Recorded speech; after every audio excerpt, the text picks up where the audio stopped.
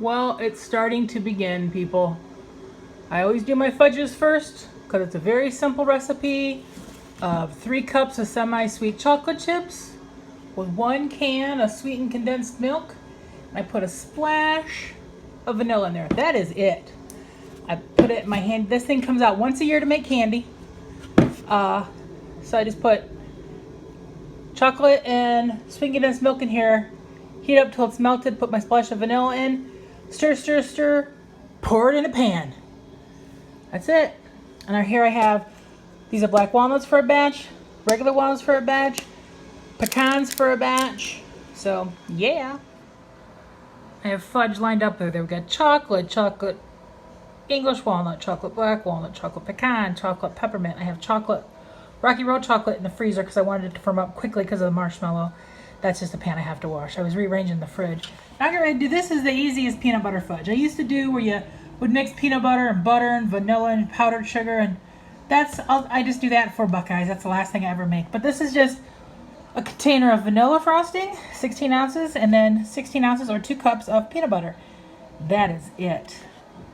And then I'll do the next batch with chocolate fudge and peanut butter, make a chocolate peanut butter fudge. Woohoo! Next on the agenda, the one I needed 2 cups of gumdrops, and that's exactly what was in that container I bought. I'm making nougat. In the microwave is 2 tablespoons of butter with 2 10-ounce bags of mini marshmallows and 1, wait, does that say 2 white chocolates? Oops, I gotta go put another white chocolate in there. I only put 1. Hang on. Okay, I just put more chocolate chips in there. I just turned it on, so luckily I caught it in time. And then 2 cups of gumdrops. You put these 3 together in there, melt them. Then when it comes out, you stir it up. Then you put in your gumdrops. Get it in your, I always spray my pans so stuff will pop out easier. So, all right, here we go. Here's my nougat. This is one of the aggravating ones to make because it wants to stick to everything. The clean the bowl after and the spoon after is just, yes, but it's made. Woohoo!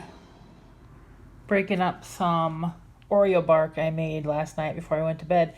All it is a brick of this melted in the microwave in a big container, and then broken up Oreo pieces. That is it.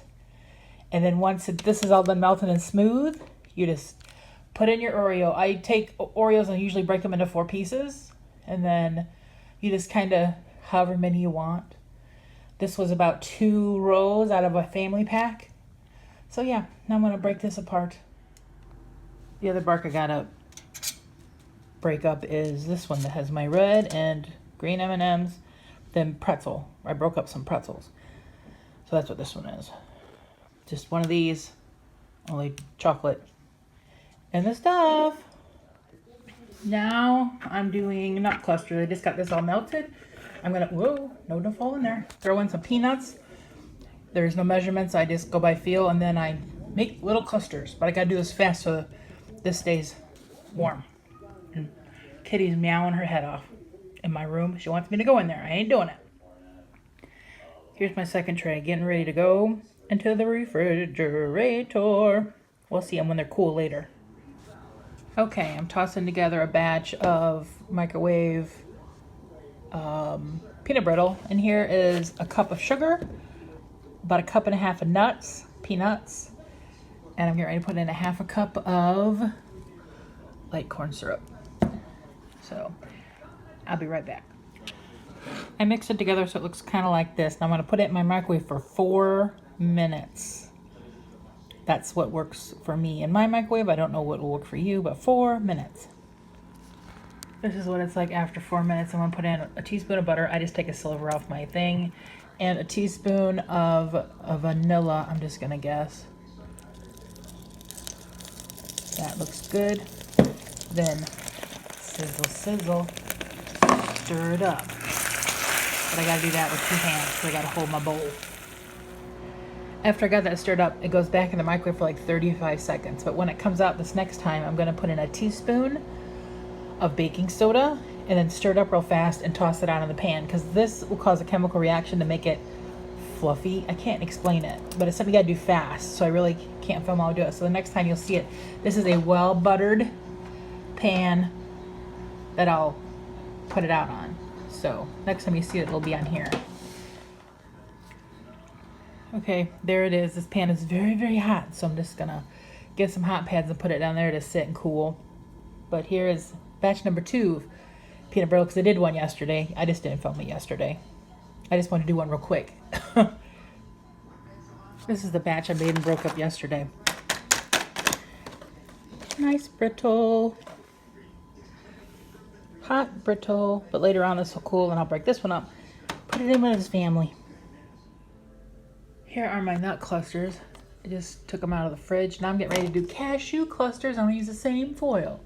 So I'm gonna put the lid on these. Next, cashews. And I'm gonna break up my brittle and do another batch of that too. Last thing on this Friday evening, it's like 7 o'clock. I'm gonna make avalanche cookies.